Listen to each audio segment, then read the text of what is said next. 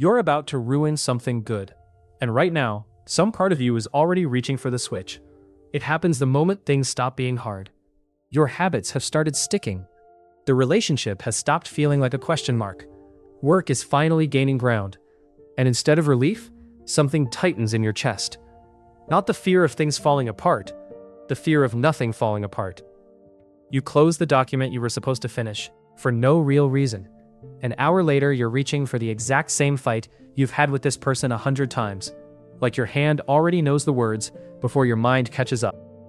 Then, somewhere in the middle of a good week, your finger ends up hovering over the one button that would undo all of it. And the part that actually unsettles you isn't the urge. It's that you have no idea where it came from. So you go looking for an explanation, and the easiest one is also the cruelest. Something must be wrong with you. Maybe you're lazy. Maybe you don't actually want this as much as you say you do.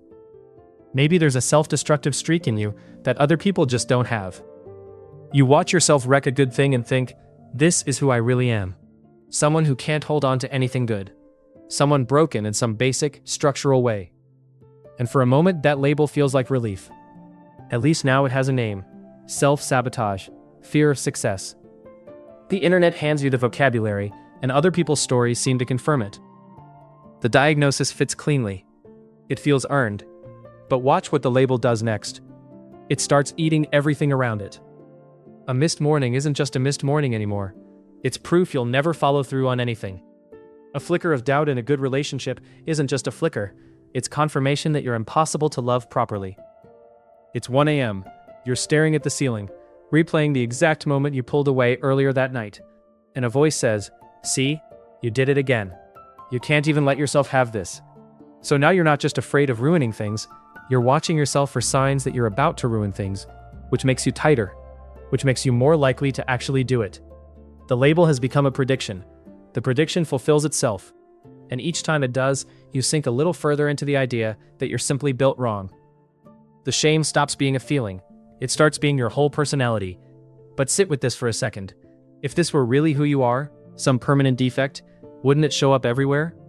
Wouldn't it wreck everything equally? It doesn't. You run dozens of routines without a hitch. You show up to work on time. You pay your bills. You keep your friendships alive for years. Whatever this thing is, it's not touching most of your life. And always, when the stakes are real. When the change is lasting. When you're not just improving a little, but turning into someone the old version of you wouldn't recognize. That's not random self-destruction. That's a very specific trigger. And a trigger that specific isn't pointing at what you think it's pointing at. Here's the part that's harder to sit with than the shame was. That trigger isn't your flaw. It's your address. You have an old identity, built from years of struggle, from being the one who fights just to stay afloat, from 100 small stories about who you are and what you're allowed to have. It's a terrible, cramped house. Broken pipes, a heater that never quite works, but you know every creaking floorboard in it. You know exactly how to survive there. So when life offers you something else, ease instead of constant battling, stability instead of waiting for the next disaster, the chance to be loved without earning it first, your brain doesn't file that under reward. It files it under threat. Because who are you without the fight? What do you do with quiet when you were trained on noise? Your brain isn't trying to destroy your happiness. It's trying to bring you home. Even a home that hurt you. Especially that one. Because at least you know how it works. This is what's actually underneath all of it. When you pull away from the relationship that finally feels steady, it's because some part of you still identifies as someone who gets left, and steadiness just feels like a delay before the inevitable. When you abandon the project the week before it would have worked, it's because finishing it would mean you're no longer the person who almost makes it, but never quite does. And that almost person is someone you've lived inside for a very long time. The familiar has gravity, even when it hurts, especially when it hurts. What you've been calling self-destruction was never that. It was loyalty. Misplaced, exhausting loyalty to a version of you that already knew how to survive. And once that actually lands, it stings, because you start doing the math on how many years you spent hating yourself for something that was never sabotage. It was a scared, confused attempt to stay somewhere that made sense. You don't get those years back. That part doesn't get softer just because you finally understand it. But sitting right next to that sting, there's something else. The urge to ruin a good thing was never proof you're incapable of having one. It was proof you'd reached the edge of a self you've never actually lived in before. And some old, outdated alarm in you was doing the only thing it knew how to do: screaming. So here's what actually shifts, and it's smaller than you'd expect.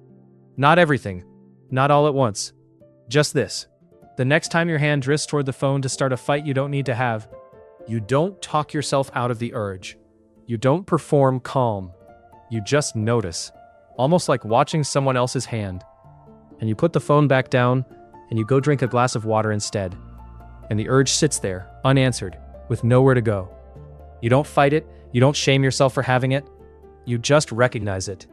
Oh, there it is again. The old place trying to pull me back in. And then nothing happens. Which, it turns out, is the hardest thing you'll do all week.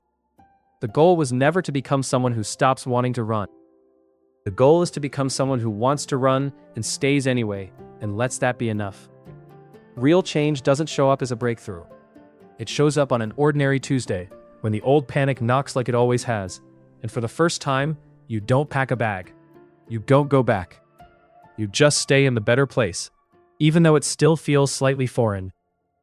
Even though something in you insists you don't belong there yet. That's the whole thing. Not proving you deserve it, just not leaving.